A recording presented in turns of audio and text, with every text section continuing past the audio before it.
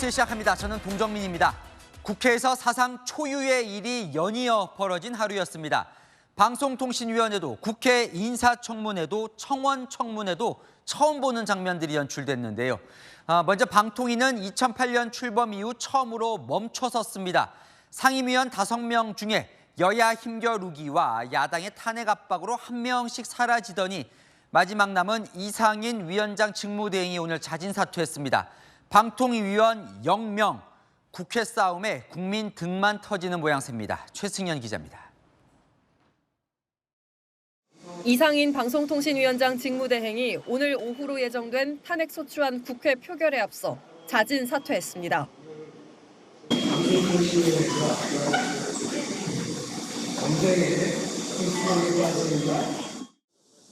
대통령도 직무 정지를 막고자 곧바로 재가했습니다. 방통위가 불능 상태에 빠지는 것을 막기 위한 불가피한 조치입니다.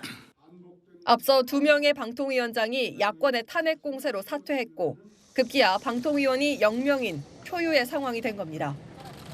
네, 저는 지금 방통위 건물 4층에 나와 있는데요. 제 뒤로 방통위원장실부터 상임위원들의 집무실이 몰려 있습니다.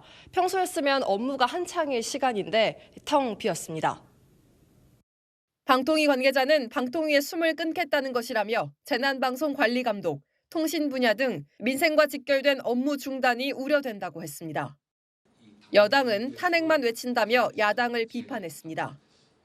방통위 부위원장에 대한 탄핵을 시도하는 거 보고 국민들께서 많이 놀라셨을 것 같아요. 질리셨을 것 같아요.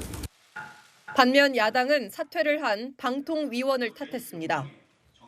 방통위 안에서만 지금 런 동관, 런 홍일에 의해서 런 상임까지 3번째 꼼수 도주 사퇴한 것이 아니냐. 자진 사퇴로 오늘 야당이 통과시키려던 이 직무대행 탄핵 소추안은 자동 폐기됐습니다. 여권은 이르면 다음 주 이진숙 방통위원장 후보자와 새로운 상임위원을 임명해 공영방송 이사 선임 절차를 진행한다는 방침입니다. 채널A 뉴스 최승현입니다. 이진숙 방송통신위원장 후보자 청문회는 사흘째 이어졌습니다. 국무총리도 보통 이틀 청문회 하죠. 장관급 사흘 청문회는 사상 초유입니다. 32시간째 청문회 중인데요. 꼭 필요한 검증이 이뤄지고 있는 걸까요? 조민기 기자입니다. 3일간 실시하는 것으로 인사청문회 실시 계획서를 변경하고자 하는데 이의 없으십니까? 이의가 엄청 많습니다. 이진숙 방송통신위원장 후보자 인사청문회가 사흘째 이어졌습니다. 인사청문회 제도가 도입된 이후 장관급 후보자 청문회가 사흘간 이뤄진 건 처음입니다. 급작스레 연장되면서 오늘 청문회는 증인 없이 진행됐습니다. 야당은 오늘도 사퇴 압박을 이어갔습니다. 이진숙 후보자는 당장 사퇴하라. 위원장과 후보자 간의 언쟁도 오갔습니다. 사내에서 일어난 일에 정치보복이라는 단어를 쓰는 것은 후보자의 뇌구조에 문제가 있다고 저는 생각합니다. 저의 뇌구조에 대해서 말씀하신 부분에 대해서 사과를 원합니다. 왜요? 뇌구조가 이상하다고 생각한다는 게 사과가 아닙니다. 뇌구조가 이상하다는 게 어떤 뜻이죠? 있고요. 어젯밤 늦은 시각 증인으로 나온 방통위 관계자가 복통과 어지럼증을 호소해 119 구급대가 출동하는 소동도 벌어졌습니다. 후보자의 자질과 정책을 검증하는 게 청문회의 목적인데 지금 체력을 검증하는 청문회로 지금 변질되고 있습니다. 더불어민주당은 이 후보자가 임명될 경우 탄핵을 시사했습니다. 이 후보 임명을 강행한다면 국회는 국민의 명령과 상식에 따른 합당한 절차를 진행하겠습니다. 유례없는 사흘 청문회를 마친 과방위원, 내일은 이례적으로 이 후보자가 근무했던 대전 MBC를 현장 방문해 압박을 이어갑니다. 채널A 뉴스 조민기입니다. 네, 한기자 정치부 정현주 기자 나와 있습니다. 방통위가 초유, 조직 출범 이후 처음으로 이렇게 멈췄다는 거예요. 그럼 앞으로 어떻게 되는 거예요? 네, 마지막 1명, 남아있던 이상인 직무대행까지 오늘 사퇴한 거니까요. 방통위에 지금 의사결정할 사람 1명도 남지 않았습니다. 일반 회사로 치면 사장부터 임원까지 모두 없는 겁니다. 방통위 직원들 이야기 들어보니 걱정이 많더라고요. 당장 오늘도 폭우가 쏟아지고 물난리 소식도 많은데 그걸 알리는 재난방송도 관리 감독하고요. 요새 논란되고 있는 주식 리딩방 문제도 들여다봐야 하고 시민들 짜증 지수를 높이는 스팸 문자 관련해서도 조사를 마치고 결과 발표를 앞두고 있었다고 합니다. 이런 모든 업무들이 올 스톱될 위기에 처한 겁니다. 방통위 내에서는 식물 정도가 아니다, 숨을 끊어놓은 거라는 이야기가 나옵니다. 한 국가기관이 초토화된 거죠. 야당은 초유의 상황을 계속 만들면서 이렇게 하는 건데 왜 이렇게까지 하는 거예요? 네, 핵심은 MBC 경영진 사수 의지로 보입니다. 쉽게 설명드리면 방통위는 박문진 이사를 선임하고 박문진 이사들은 MBC 사장을 선임할 수 있는 권한이 있거든요. 이 박문진 이사 임기가 다음 달 12일 끝납니다. 방통위가 새 이사 선임 절차를 진행 중인데 그럼 여당 우위로 바뀌게 되거든요. 민주당은 이걸 막으려는 거란 해석이 나옵니다. 여권에선 MBC를 친야권 매체로 남기겠다, 사수하려는 거다라고 보고요. 야권에선 윤석열 정부의 공영방송 장악을 막겠다고 주장하고 있고요. 자, 그러면 방통위원 지금 영명 체제로 만드는 거잖아요. 그러면 민주당 뜻대로 이제 막아지는 거예요, 저게? 네, 사실상 막기는 어렵습니다. 방통위원 상임위원 구성을 보면 위원장과 방통위원 2명이 대통령이 추천하는 대통령 몫이거든요. 이진숙 방통위원장 후보자, 야당 반대해도 청문회 끝나면 대통령이 임명할 수 있죠. 이상인 직무대행 후임도 대통령이 청문회 없이 그냥 임명하면 됩니다. 그동안 2인 체제에서 계속 의결해왔던 만큼 여권에선 다음 주 중에 2사람이 오면 공영방송 이사진 선임을 의결한다는 계획입니다. 취재를 했더니 공영방송 이사진 선임 과정이 거의 마무리 단계라서 다음 주 중 가능할 거라고 하더라고요.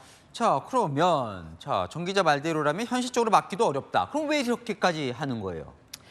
네, 여당의 박문진 이사진을 넘겨주더라도 그냥 넘겨주지는 않겠다. 최대한 시끄럽게 하겠다 여론전을 하고 있는 것으로 보입니다. 박문진 이사진 교체 이후 MBC 경영진 교체 등이 이어질 경우에 대비해 윤석열 정부의 공영방송 장악이다. 최대한 이슈화를 시키겠다는 거죠. 강성 지지층 의식하는 분위기도 있습니다. 민주당 의원들 얘기 들어보니 총선을 이렇게까지 이겼는데 무기력한 모습을 보여줄 수는 없다 하더라고요. 강한 야당 계속 입증해야 한다는 겁니다. 자, 근데 민주당은 이진숙 후보자가 선임되더라도 임명되더라도 또 탄핵하겠다고 하잖아요. 네, 민주당이 벼르고 있죠. 이 후보자가 임명된 뒤 공영방송 이사진 교체를 의결할 경우 이를 빌미로 곧바로 탄핵을 추진할 수 있습니다. 그러면 직무정지가 안 되기 위해 이 후보자는 또다시 자진사퇴 선택의 기로에 놓이게 되는데요. 탄핵과 자진사퇴의 무한 굴레에 빠진 방통위, 방송통신산업에 영향은 없을까 우려됩니다. 네, 잘 들었습니다. 아는 기자 정현주 기자였습니다. 초유의 사태 하나 더 전해드립니다. 오늘 처음으로 영부인을 증인으로 채택한 청문회가 열렸습니다. 이 두 번째 대통령 탄핵 청원 청문회에 김건희 여사를 불렀는데요.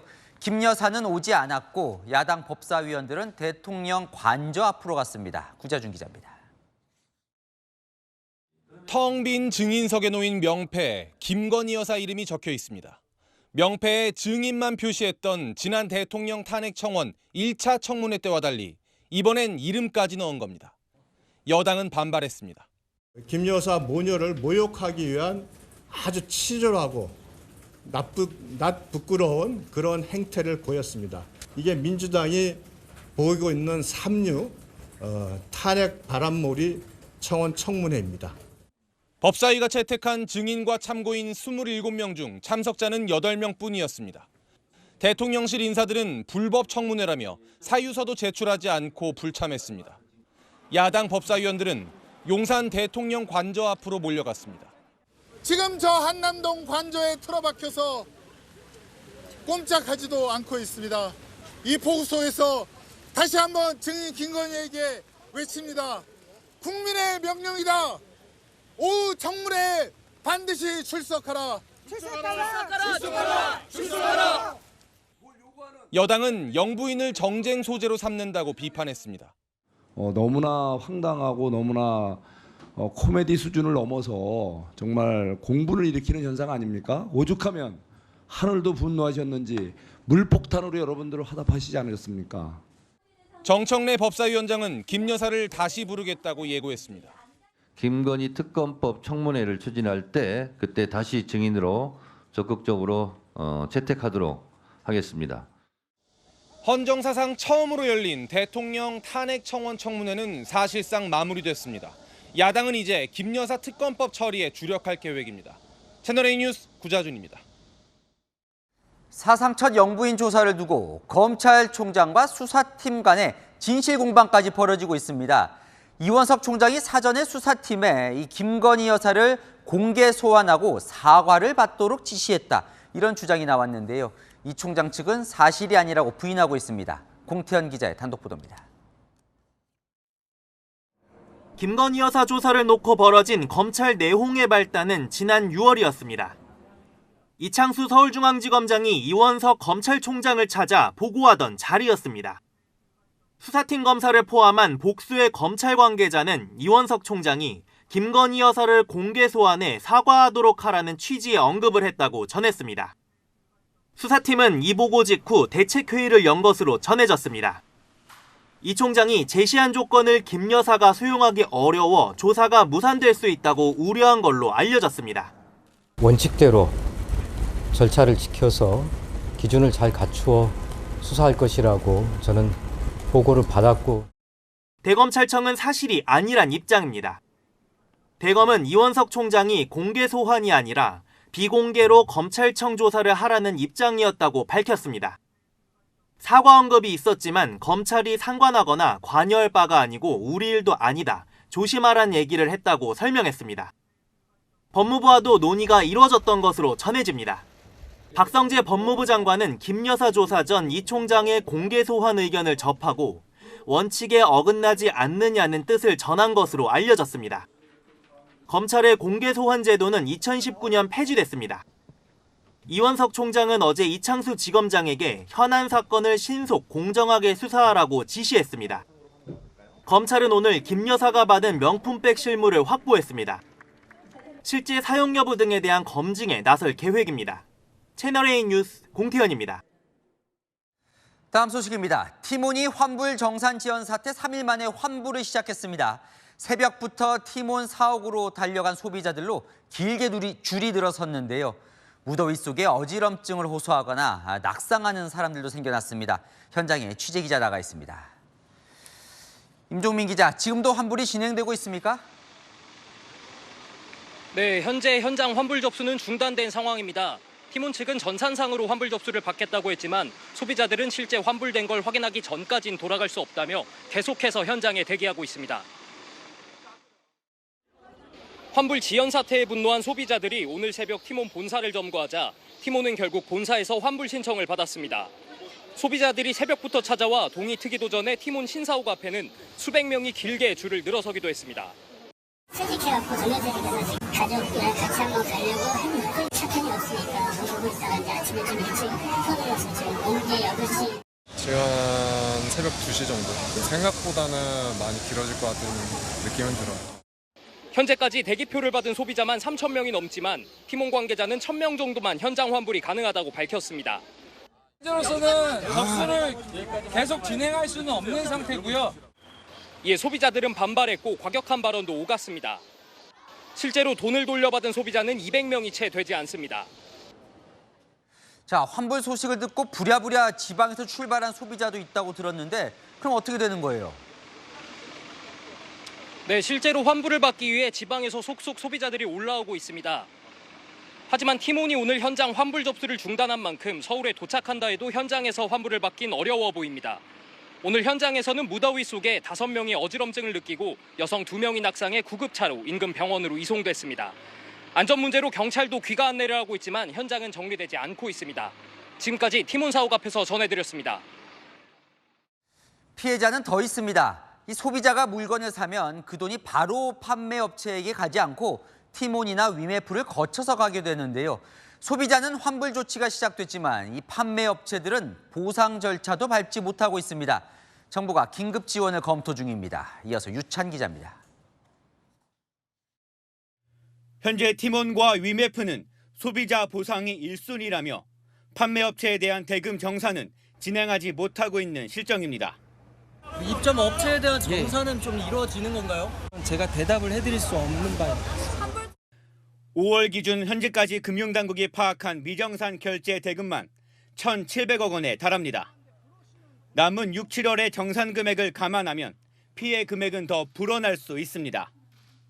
온라인 커뮤니티에는 미정산금 규모가 1조 원이 넘는다고 쓴 직원 노트라는 사진이 공유되고 있습니다. 팀원으로부터의 대금 정산이 늦어질수록 유동자금이 부족한 영세 판매업자는 물론 협력 제조업체까지 부실이 확산될 거라는 우려가 큽니다. 연세 반응이로는 저희도 뭐 이걸 1,500을 어디 가서 메꿉니까?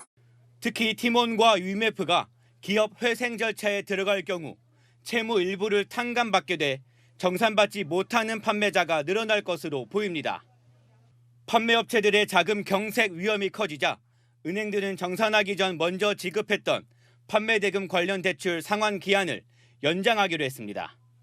대통령실도 관련 부처에 신속한 대응을 지시했습니다. 코로나19 때와 마찬가지로 결국 정부가 자금 투입에 나서는 모습입니다. 정산이 밀린 업체들에게 최대 10억 원가량의 긴급 경영 안정자금 지급을 검토 중입니다. 채널A 뉴스 유찬입니다.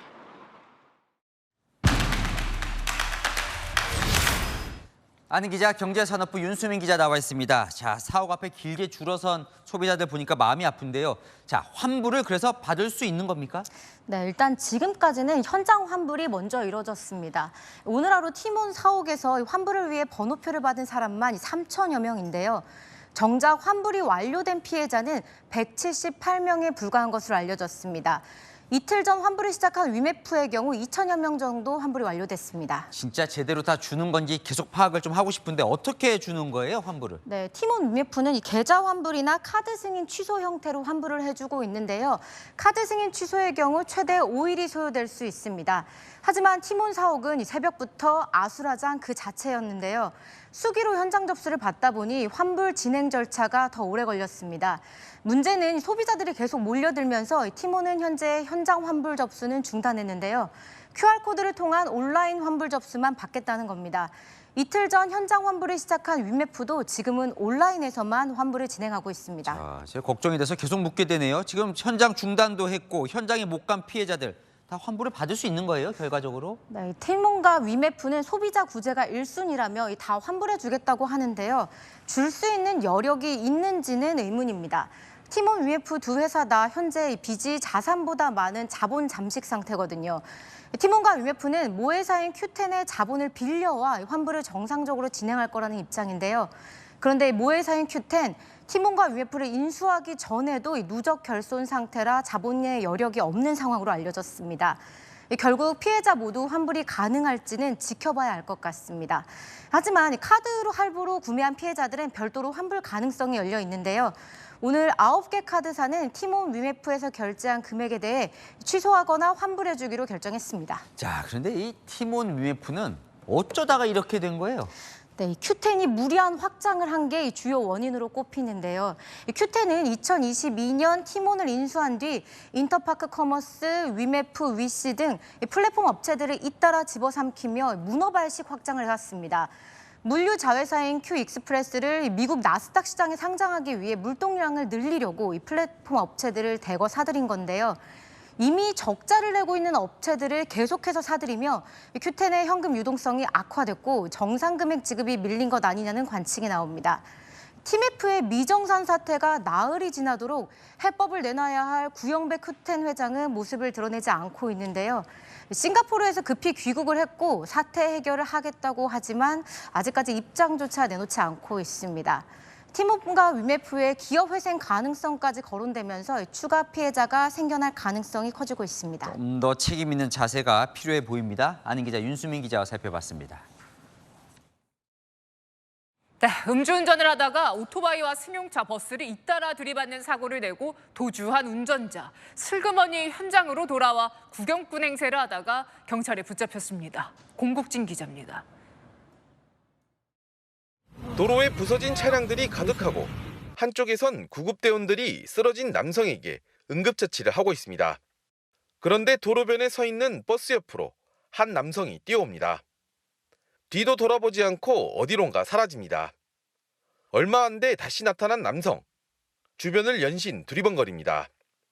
시민들이 남성을 지목하자 남성은 달아나고 경찰이 뒤를 쫓습니다. 얼마 안 돼 남성을 현행범으로 체포합니다. SUV 차량이 교차로에서 신호대기 중이던 오토바이와 승용차, 버스를 잇따라 들이받는 사고를 낸 건 어젯밤 10시 10분쯤. 오토바이 운전자가 크게 다쳐 치료를 받고 있습니다. SUV 차량 운전자는 달아났다 10분 만에 경찰에 붙잡혔습니다. 완전 난장판이었어요. 처음 차 놓고 도망갔으니까 현장에 와서 구경하는 사람처럼 이렇게 있다가 붙잡힌 거예요.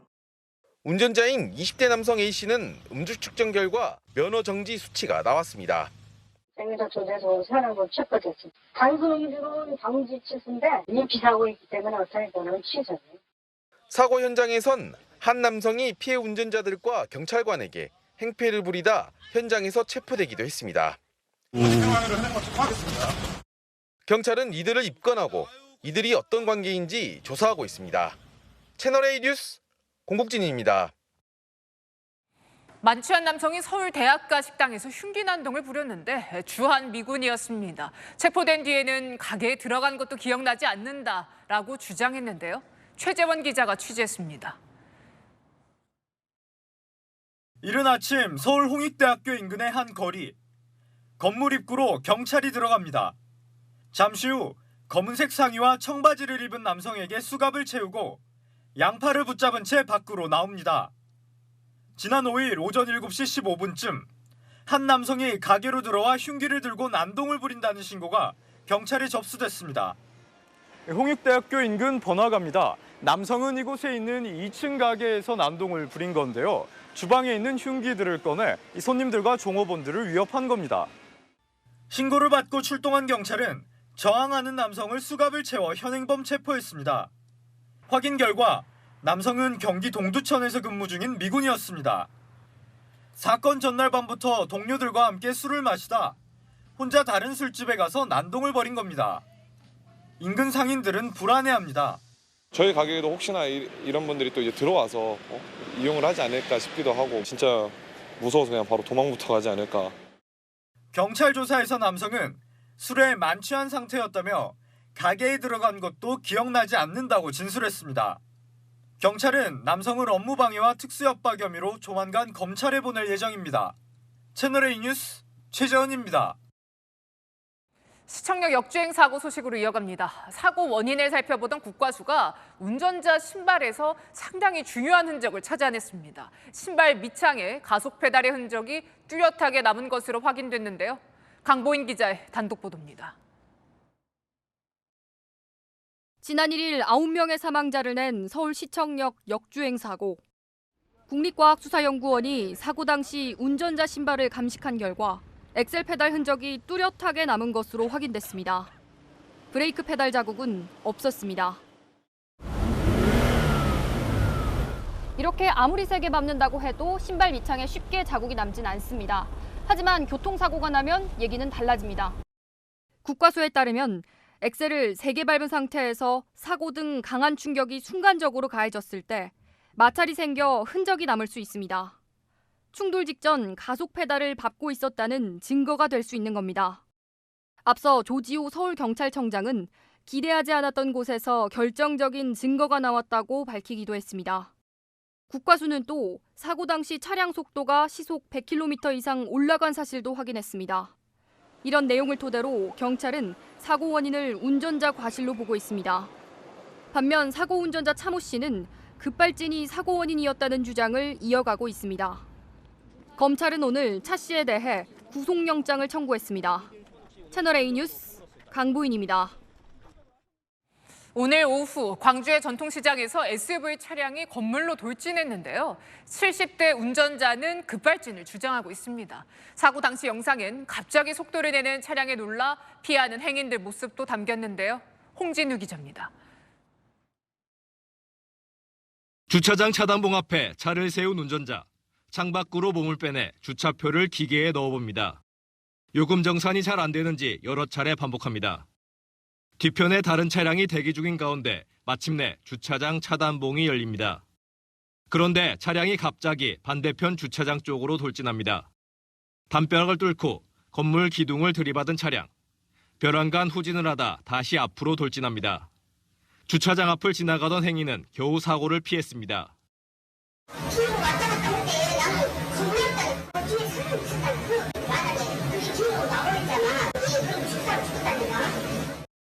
낮 12시쯤 광주 동구 한 시장 주차장에서 70대 남성이 몰던 SUV가 건물로 돌진하는 사고가 났습니다. 주차장 시설물과 건물 일부가 파손됐지만 다행히 인명피해는 없었습니다. 운전자는 경찰 조사에서 급발진을 주장한 것으로 알려졌습니다. 경찰은 운전 미숙 등 다양한 가능성을 염두에 두고 수사 중입니다. 당시 주차장을 빠져나가는데 어려움을 겪었고 차량 브레이크 등이 들어오지 않는 점 등도 유심히 살피고 있습니다. 급발진을 주장하는데 브레이크 등 같은 거 들으진 않아요? 부지로부터의 가능성도 검토를 해봐야 되니까. 경찰은 사고 기록 장치와 CCTV 분석 등을 통해 정확한 사고 원인을 조사할 계획입니다. 채널A 뉴스 홍진우입니다. 네, 추적이 어려운 다크웹에서 국내 최대 규모의 마약 거래 사이트를 운영한 일당이 검거됐습니다. 회원만 4,000명이었습니다. 남영주 기자입니다. 방문을 열자 커다란 텐트 안에 있는 화분이 보입니다. 해외에서 대마 종자를 들여와 조명과 선풍기까지 갖추고 집안에서 대마를 기른 겁니다. 검찰은 지난해 10월부터 10개월간 수사 끝에 암거래 사이트에 마약을 공급한 판매상 16명을 적발해 기소했습니다. 대마와 코카인, 케타민 등 시가 10억 원 이상의 마약류도 압수했습니다. 이들은 IP 추적이 불가능한 다크웹에 마약을 광고하는 판매 사이트를 만들어 놓고 다양한 종류의 마약을 팔았습니다. 판매상들은 사이트 운영자에게 150만 원을 내고 광고를 올린 것으로 조사됐습니다. 주문한 구매자에게 마약을 은닉해둔 장소, 일명 좌표를 제공해서 전달하는 방식입니다. 회원 수만 약 4,000명. 가상자산으로 결제하고 전기 분전함이나 주택가 곳곳에서 비대면 방식으로 마약을 수거해 추적도 어려웠습니다. 마약류 매수자들의 서로가 누군지 전혀 알 수가 없습니다. 그리고 이들 사이에 직접적인 거래 내역이나 통화 내역도 없을 뿐만 아니라 다크웹 자체가 IP 추적이 안 되기 때문에 검찰은 아직 검거하지 못한 사이트 운영자를 쫓는 한편 사이트 폐쇄를 위해 서버도 추적을 이어갈 방침입니다. 채널A 뉴스 남영주입니다. 요즘 날씨 한치 앞을 알 수 없습니다. 하늘이 뚫린 듯 비가 쏟아지다가 언제 그랬냐는 듯 떼약볕이 시작되는데요. 다가오는 주말에는 마치 습식 사우나 같은 찜통 더위가 이어지겠습니다. 이현영 기자입니다. 강하게 내리쬐는 햇볕이 기온을 끌어올립니다. 날씨 생방송 중에도 비는 내리지 않았지만 구름 사이로 푸른빛 하늘이 조금씩 드러나 있습니다. 불과 10분 뒤 바람과 함께 굵은 빗줄기가 쏟아집니다. 비 내린 시간은 20분 남짓. 불과 20분 전만 해도 갑자기 세차게 내리던 비에 이곳 청계천 입구는 출입이 통제돼 있는데요. 이 침수 위험이란 문구가 무색하게도 그새 하늘은 햇볕이 쨍쨍합니다. 방금도 사무실에서 퇴근하려니까 비가 와서 우산을 가지고 내려왔다가 비가 갑자기 다시 그치더라고요. 그래서 다시 올라가서 내려놓고 왔다 갔다 했습니다. 예, 저 어제까지 나트랑 놀러 갔다 왔는데 한국 와보니까 또 한국이 더 습한 것 같기도 하고. 어제 저녁 서울 강남 지역엔 호우주의보가 내려졌다가 45분 만에 해제되기도 했습니다. 레이더 영상을 보니 산발적인 비구름이 북쪽으로 빠르게 이동합니다. 스코를 연상시키는 동남아 날씨가 이제 일상인 겁니다. 대리 불안정으로 인해 만들어지는 비구름대고요. 기후변화로 기온이 올라가면서 더 강한 소나기가 내립니다. 주말엔 찜통 더위가 한반도를 덮칩니다. 대기 하층과 상층을 두 고기압이 덮어 열기를 가두고 중국 쪽에서 고온다습한 공기까지 불어오면서 전국이 습식 사우나가 되는 겁니다. 무더위와 열대야, 소나기가 공존하는 변덕스런 날씨는 당분간 계속됩니다. 채널A 뉴스 이현용입니다. 밤에도 열기가 식지 않는 열대야도 기승입니다. 동해안 해수욕장은 오늘부터 야간 개장이 시작됐는데요. 현장으로 가보겠습니다. 강경무 기자, 지금도 피서객들이 많습니까? 네, 날이 서서히 저물어가고 있지만 지금 제가 나와 있는 속초 해수욕장엔 여전히 많은 사람들로 북적이고 있습니다. 시원한 바닷물에 몸을 던지며 더위를 식히고 있는데요. 오늘부터 야간 개장이 실시되면서 밤 9시까지 바다에 들어갈 수 있습니다. 9시까지 이제 야간 개장돼서 좀 늦게 와도 좀 편안히 물놀이를 하고 갈 수 있어서 그래서 너무 좋은 것 같아요. 충남 대천 해수욕장도 오늘부터 야간 해수욕이 허용됐고 강릉 경포 해수욕장은 내일부터 밤 9시까지 문을 엽니다. 오늘도 전국이 무더웠는데요. 현재 강원 일부 지역을 제외한 대부분의 지역에 폭염특보가 내려졌습니다. 경기 여주의 낮 기온이 36.4도를 기록한 것을 비롯해 서울도 낮 기온이 35도에 육박했고 대구도 34도를 훌쩍 넘겼습니다. 너무 더워서 그냥 씻고 나와도 땀이 그냥 막 흘러가지고.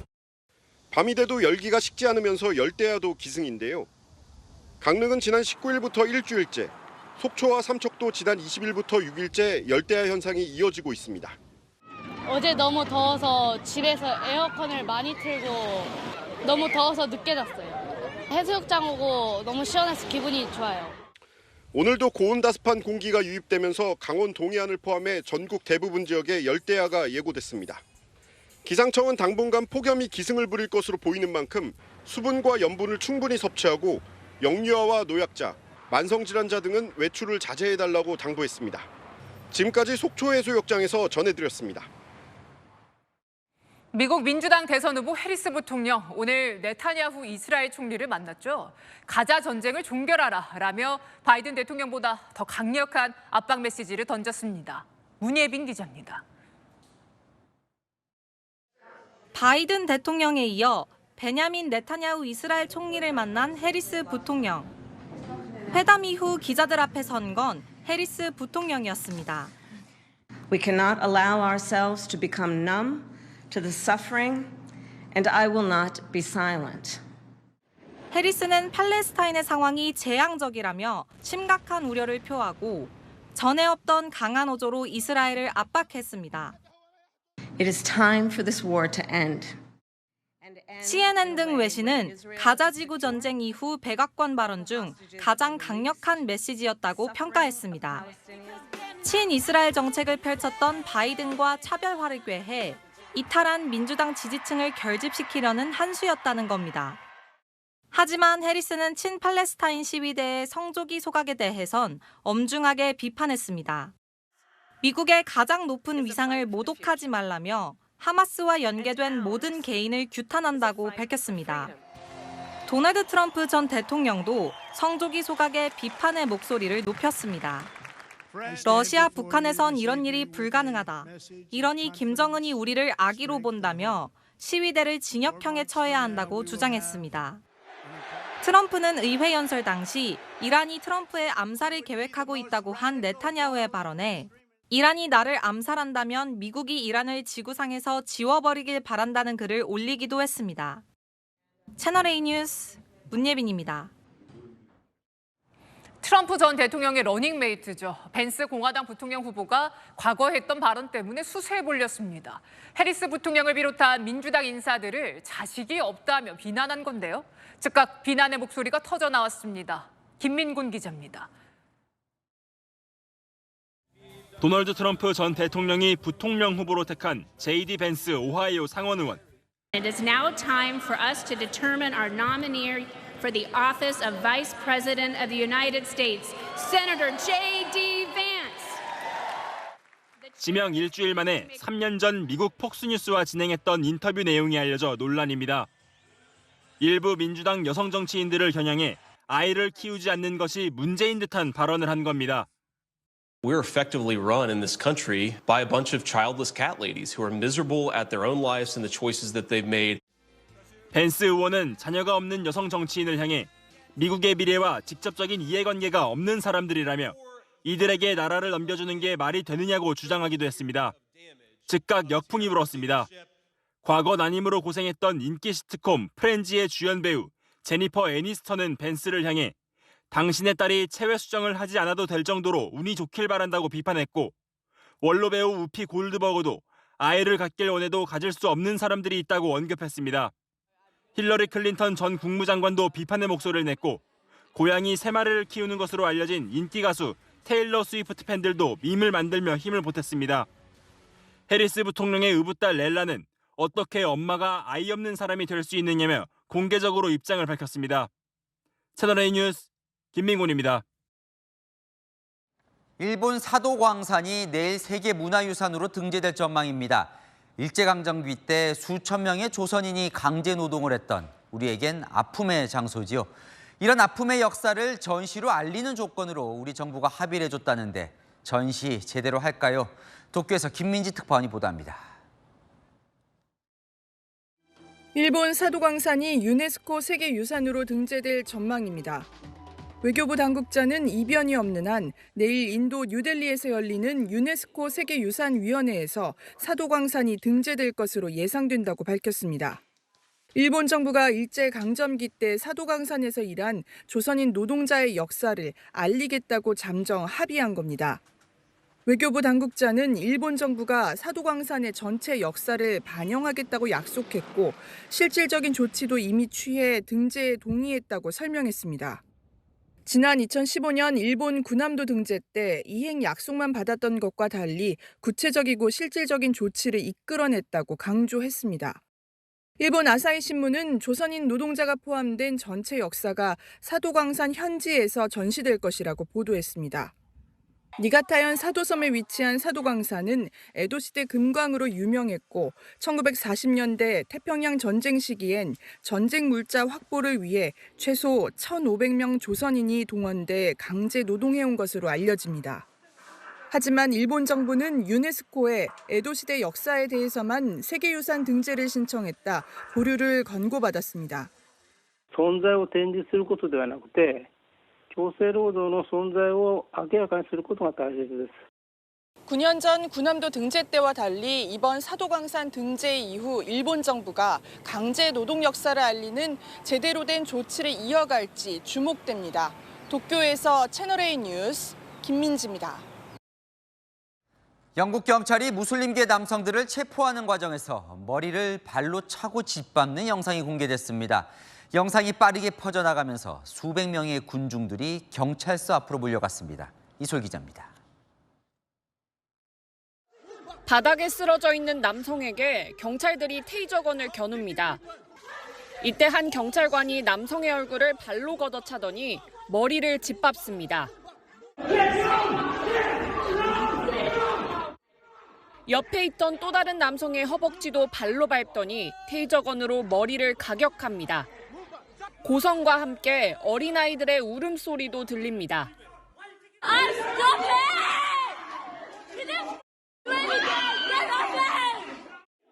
현지 시각 23일 영국의 맨체스터 공항 2터미널에서 벌어진 일입니다. 싸움이 났다는 신고를 받고 출동한 경찰이 용의자들을 체포하는 과정에서 과잉 진압 논란이 불거졌습니다. 소셜미디어를 통해 영상이 빠르게 퍼지면서 현지 경찰서 앞에는 경찰 폭력을 반대하는 수백 명의 시위대가 몰렸습니다. We stand in solidarity with all those who are oppressed around the world. Just in America, a woman with schizophrenia was shot dead. 결국 총리까지 나서 상황을 수습했습니다. I completely understand the public concern, having seen the footage myself. 현지 경찰 측은 용의자들이 경찰의 총을 빼앗을 위험이 있었다면서 용의자 4명을 체포하는 과정에서 경찰관 3명이 폭행을 당했고 여성 경찰관의 코가 부러졌다고 밝혔습니다. 용의자들의 신원이 무슬림계로 확인되면서 인종차별적 폭력이라는 비판마저 거세지자 해당 경찰관은 정직 처분을 받았습니다. 채널A 뉴스 이솔입니다. 미국 FBI가 북한 해커 림종혁을 잡기 위해 우리 돈으로 140억 원에 가까운 현상금을 내걸었습니다. 대체 무슨 일을 벌였기에 이런 거금을 내걸고 현상 수배에 나선 걸까요? 박수유 기자입니다. 짧은 머리 스타일에 날카로운 눈매. 미 연방수사국 FBI가 현상 수배한 북한 국적 해커 림종혁의 모습입니다. 한국어는 물론 중국어, 러시아어로도 만들어진 수배 전단엔 우리 돈 약 138억 원의 현상금도 적혀 있습니다. FBI는 림종혁이 북한 해킹그룹 안다리엘 소속으로 미국의 병원 서버에 침입해 주요 파일을 암호화한 뒤 해제하려면 돈을 내라며 돈을 가로챈 혐의를 받고 있습니다. In early May of 2021, conspirators gained unauthorized access to a Kansas hospital's computer system. They used a previously unseen malware tool called Maui. 해당 해킹 조직은 미국 방위 계약업체 등을 해킹해 군용 항공기 및 인공위성 재료 관련 정보도 빼간 것으로 알려졌습니다.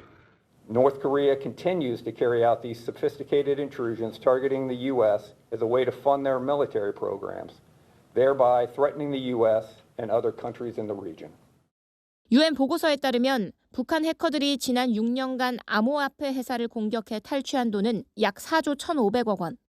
국가정보원은 북한 정찰총국 산하 안다리엘의 주요 임무 중 하나가 북한의 핵과 국방력 강화라고 평가했습니다. 채널A 뉴스 박수유입니다. 세계 각국의 장병들이 우리나라를 찾아왔습니다. 요즘 한국 무기가 효자 수출 품목이죠. 우리 무기를 수입해간 국가의 장병들이 조작 기술을 배우러 온 겁니다. 김용성 기자입니다.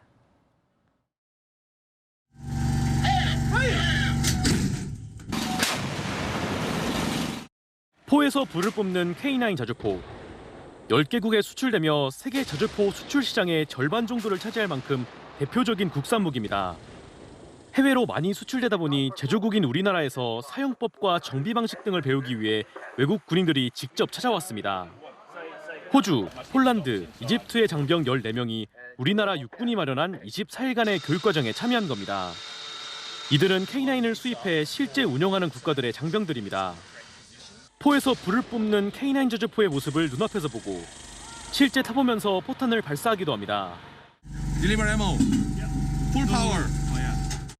탄약 장전 장치 사용법을 익히고 교육용 시뮬레이터에서 가상으로 조작도 해봅니다. 우리 군의 간부가 직접 영어로 설명을 해줍니다. And this is the breech block. This is the breech block. Yeah. Yes. And the small hole is the detonator hole. 육군이 마련한 국제 교육과정은 외국군 장병만을 대상으로 하는 최초의 교육과정입니다. The advanced skills, knowledge and experience provided by the Korean instructional staff will greatly benefit our Australian instructors who will be part of our capability implementation team.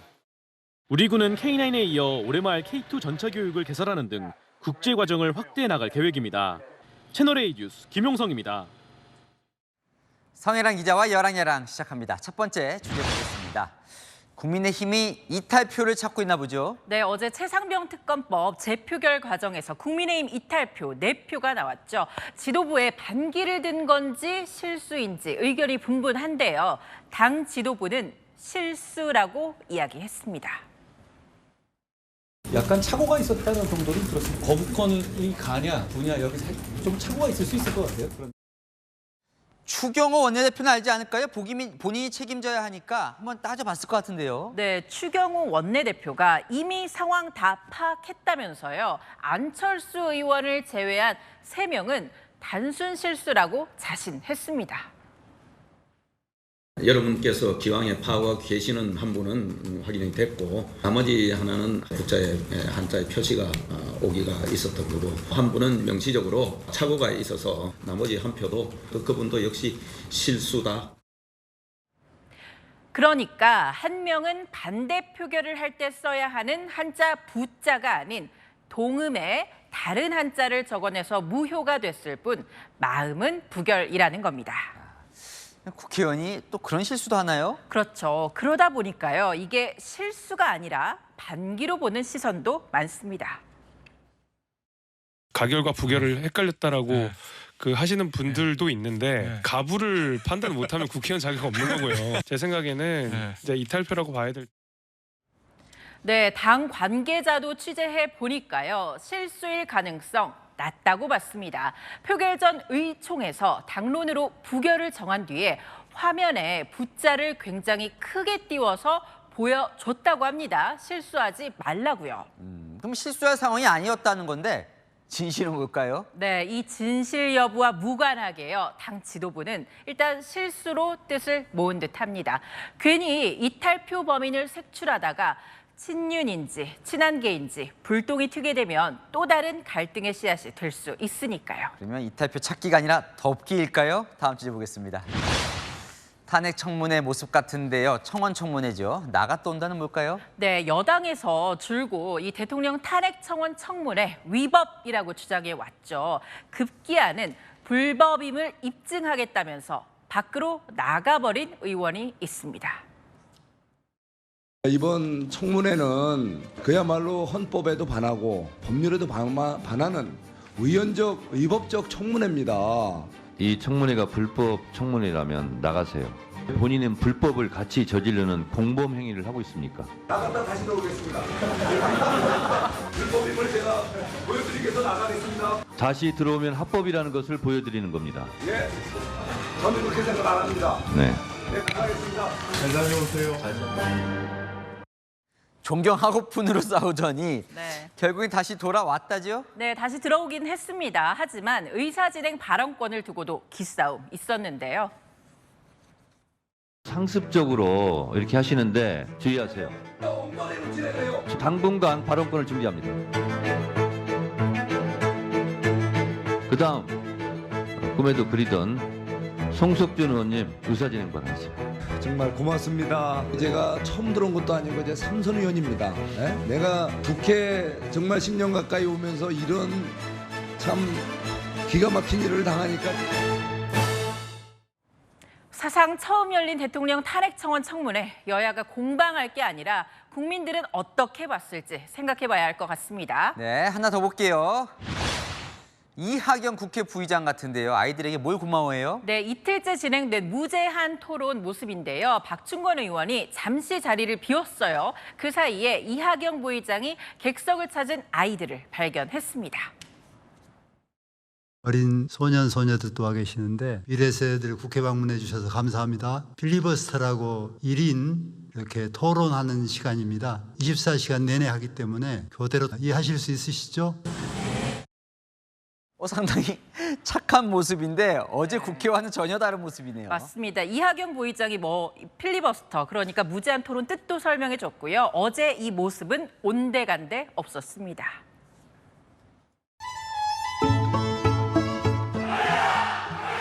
나가고 있잖아요. 나가고 있는데 무슨 개판이야, 개판은.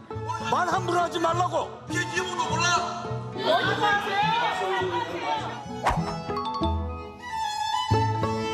지금 방송법을 개정하기 위해서 법이 올라와 있는데 민주당에서 방송법을 올렸고 국민의힘 당에서 방송법에 대해서 통과에 반대하고 있습니다. 이럴 때는 박수 쳐도 괜찮지 않겠습니까? 네, 오늘 모처럼 방청석에선 이렇게 박수갈채가 쏟아졌습니다. 우리 국민들에게도 국회가 박수갈채 받을 날 오길 바랍니다. 네, 지금까지 여랑야랑이었습니다. 네, 보통 겨울철에 유행하던 호흡기 질환 3개가 동시에 유행입니다. 백일해와 마이코플라즈마 폐렴이 급증했고 고령층에서는 코로나 환자가 크게 늘었습니다. 그 이유를 홍란 기자가 취재했습니다. 경기도의 어린이병원입니다. 진료 대기 환자는 10명 남짓. 대부분 호흡기 질환으로 병원을 찾았습니다. 고열 나면서 기침 심해지고 코 막히고 아무래도 어린이집에서 뭐 없는 것도 있을 거고 마스크를 지금은 이제 안 끼니까. 가을 겨울철에 유행하던 백일해와 마이코플라즈마 폐렴 등이 올해는 여름철 전국적으로 유행하고 있습니다. 백일해 환자는 한 달 전에 비해 2배 가까이 늘었습니다.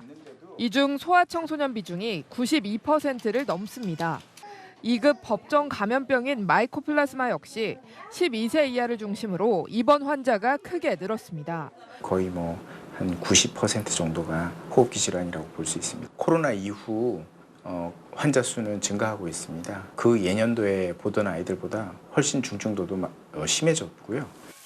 환절기가 아닌 여름철 호흡기 질환이 유행하는 건 코로나 엔데믹 후 면역력이 저하된 데다 감염병 유행이 겹쳤기 때문입니다. 코로나19 입원 환자도 고령층을 중심으로 크게 늘어 65세 이상 환자가 전체의 64%입니다. 코로나19 동안 2, 3년 동안 거의 인위적으로 유행이 차단된 상황이 돼버렸잖아요. 이제 걸릴 만한 사람이 지역사회에 많아지니까 유행이 커지는 거예요. 전문가들은 영유아의 경우 정해진 시기에 예방접종을 하고 호흡기 질환 고위험군은 마스크 착용을 철저히 하는 것이 중요하다고 강조했습니다. 채널A 뉴스 홍란입니다. 폭염의 기세가 날마다 강해지고 있습니다. 전국에 폭염특보가 내려진 가운데 폭염주의보보다 높은 단계인 폭염경보가 내려진 지역이 더 많은데요. 이번 주말도 무덥겠습니다. 하늘은 대체로 흐리겠습니다. 다만 낮부터 시간당 50mm의 강한 소나기가 내륙을 중심으로 오락가락하겠고요. 중북부 산간과 제주, 남해안은 비가 이어집니다. 제주에 200mm 이상, 남해안도 100mm 넘는 많은 비가 내릴 전망입니다. 전국의 강풍도 계속 불겠고요. 특히 제주와 남해안에 더 거센 바람이 불면서 해안가로 강한 너울이 밀려들겠습니다. 뜨거운 열기는 종일 머물러서 밤사이 열대야도 발생하겠고요. 한낮에 서울 31도, 대전과 대구는 33도까지 오르는 가운데 체감 기온은 더 높겠습니다. 다음 주엔 또다시 수도권과 강원 영서에 긴 비 예보 있습니다. 날씨였습니다. 여당은 5박 6일 필리버스터, 야당은 2박 3일 청문회. 모처럼 일 좀 하나 싶지만 알고 보면 국민 삶과는 무관한 힘겨루기입니다. 그 사이 일부 서민들은 티몬 사태가 터져 돈 떼일까 걱정인데요. 싸우는 일만 열심히 하지 말고 국민에게 필요한 일하는 정치. 그렇게 어려운 걸까요? 마침표 찍겠습니다. 헛심 쓰는 국회. 뉴스에 마칩니다. 감사합니다.